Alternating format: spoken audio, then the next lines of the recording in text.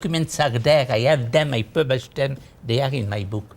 But that is a very little part of the things that proves that indeed the Chamberlain was so happy that Hitler put the workers at their place, dissolved their unions, and stopped the threat that the workers were representing to the high class, to the privileged class, that he was afraid of that threat more than of Nazism.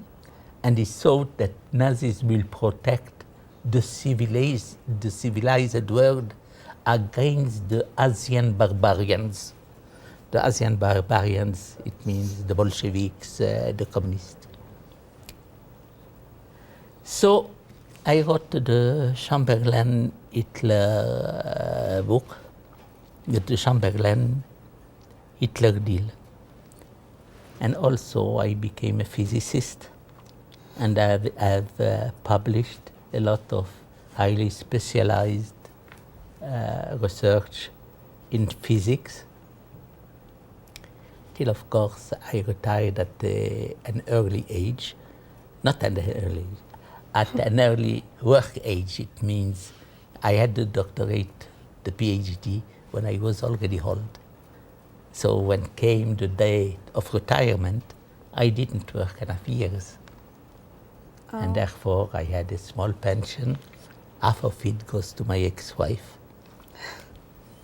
But to travel is very important to me. It's important for my work. I cannot write things in history without going to the sources. So I managed to plan my budget in such a way that it remains enough for me to travel. I eat, for instance, lentils every day. Lentils is very cheap. You cook it once for the whole week. And lentils was what I ate in jail every day. And I came out with a good health. So it was not a bad idea. I don't dress properly. I dress a little like a beggar. That is my best dresses. And I spare enough money to travel. The strange thing with me is that more than 50 times people ask me to be either their adopted father or their adopted grandfather or something like that. It started on their side so that I had 50 or more adopted people in my life. Recently, 3 sisters, each one independently, asked me to be their grandfather. I would like to say something about feminism. I had in my family a number of aunts and a number of uncles. The uncles turned out to be all good-for-nothing people, and the aunts were wonderful. Nobody could come to me and say to me that men are superior to women. In my family, it was not like that. And what maybe played a role is that my father was very patriarchal. He will shout on my mother, he will control her life all the time. And I saw my mother suffer from that situation. So it is the reason why, when I thought I am dying within a year, I decided to write Memoirs of God, but Memoirs of God is a feminist book. It is intended to defend the idea that women are equal to men. And I will give you the main argument. You can use it with patriarchally thinking people.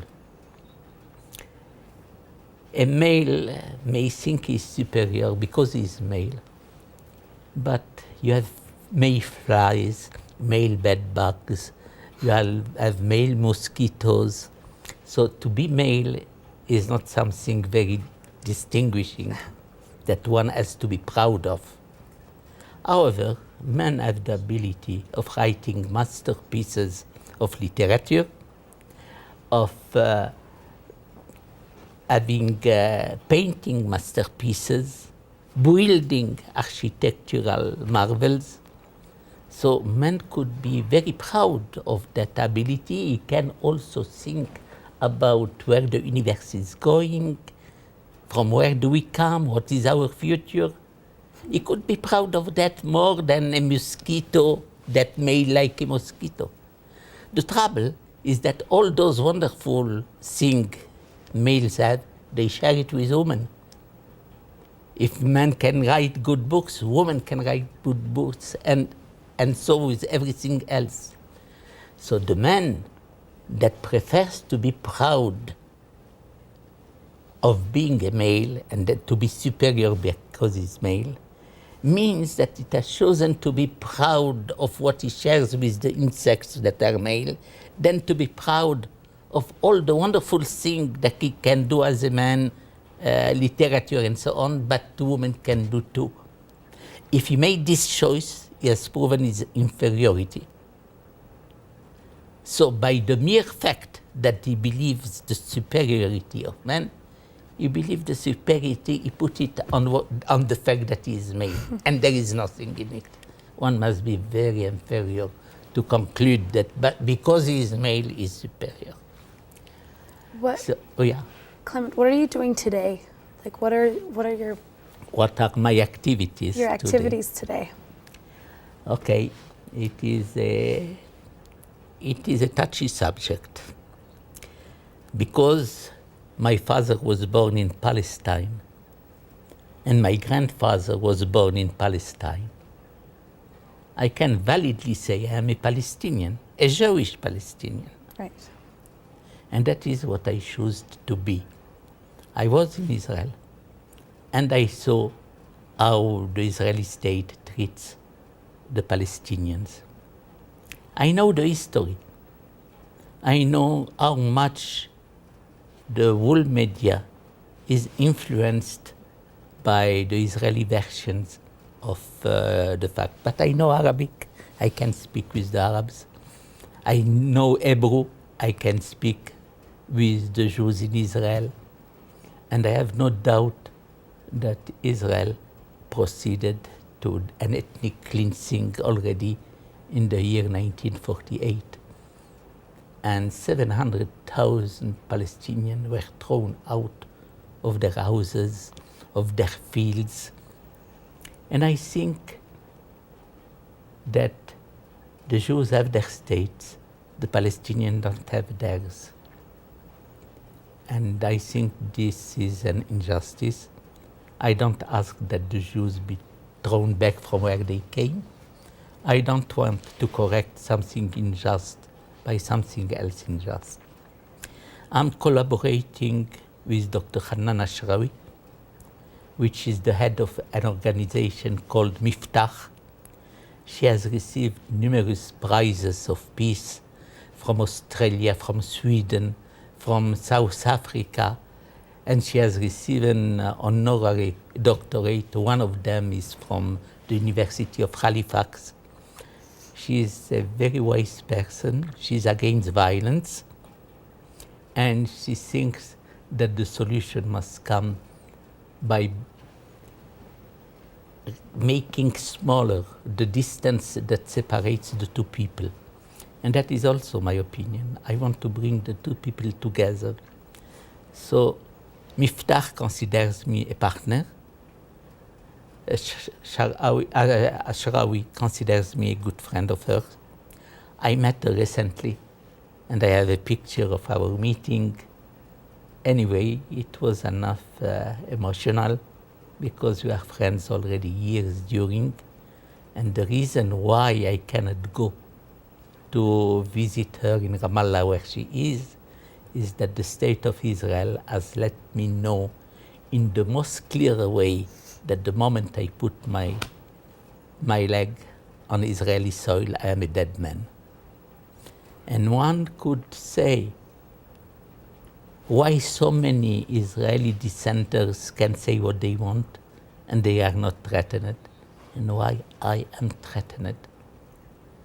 Because the dissenters would say it's not fair to destroy the houses of the Palestinians.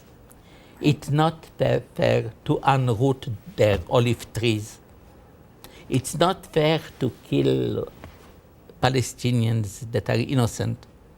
I'd say nothing of that. I say here is a recipe to topple the Israeli government. And only the Israeli people can do that. For to topple the Israeli government, friendship must be built between the two people. And then the Israeli people will topple an expansionist government, because the Israeli people is not interested in expansion, is interested in peace, in security. Right. But they have a subjective opinion of what are the needs for security. And that opinion will change when there will be more connections, closer distance between Israelis and Palestinians, when they will learn by experience what each people is. The fact is, the two people... Before we close, is there anything that you want to say, you want to put out there? I want to say that I would like, before I die, to be able to see the existence of the two states living in friendly relations, and to be so, there is a necessity for Israel to get out of all territory she has occupied in 1967, in a war that she says was started by the Arabs, and which in reality it is known now was started by Israel. Right. And I want to thank you, and to thank all the people who have made that interview possible.